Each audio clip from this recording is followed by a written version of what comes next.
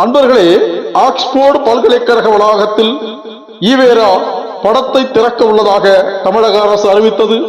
இது குறித்து பல பத்திரிகைகளும் பிரம்மாண்டமாக செய்திகளை வெளியிட்டன.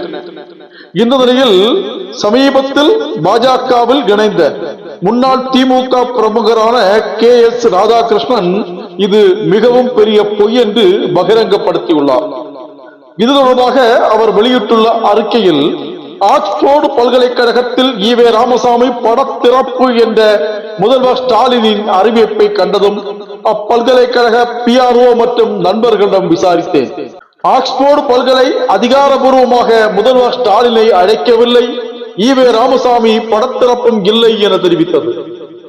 ஆக்ஸ்போர்டு பல்கலை வளாகத்தில் கருத்தரங்கம் நடத்த சிறிய அரங்குகள் 210 பவுண்டுக்கு வாடகைக்கு கிடைக்கும். அப்படி சிறிய அரங்குகளை வாடகைக்கு எடுத்து யார் வேண்டுமானாலும் நிகழ்ச்சி நடத்தலாம். முதல்வர் ஸ்டாலின் பிரிட்டன் வருவதால் திமுகவினர் ஆக்ஸ்போர்டு பல்கலைக்கழக வளாகத்தில் சிறிய அரங்கை வாடகைக்கு எடுத்துள்ளார்கள். அதில் தான் ஈவே ராமசாமி படத்தை திறக்க இருப்பதாக ஸ்டாலின் அறிவித்துள்ளார்.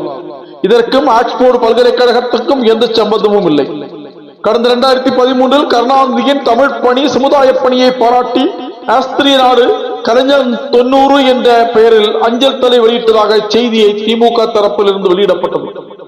ஆஸ்திரியாவில் 3000 ரூபாய் செலுத்தினால் யாருடைய அஞ்சல் தலையையும் வெளியிட்டுக் கொள்ளலாம். அப்படித்தான் கருணாநிதியின் அஞ்சல் தலையும் வெளியிடப்பட்டது. இந்த உண்மை அடுத்த சில நாட்களிலேயே வெட்ட வெளிச்சமானது. ஆஸ்திரிய அஞ்சல் தலை கதை போல் ஆக்ஸ்போர்டு பல்கலையில் ஈவே ராமசாமி படத்திறப்பு கதையும் உள்ளது. இதில் துளியும் உண்மை இல்லை என்று அவர் தெரிவித்துள்ளார்.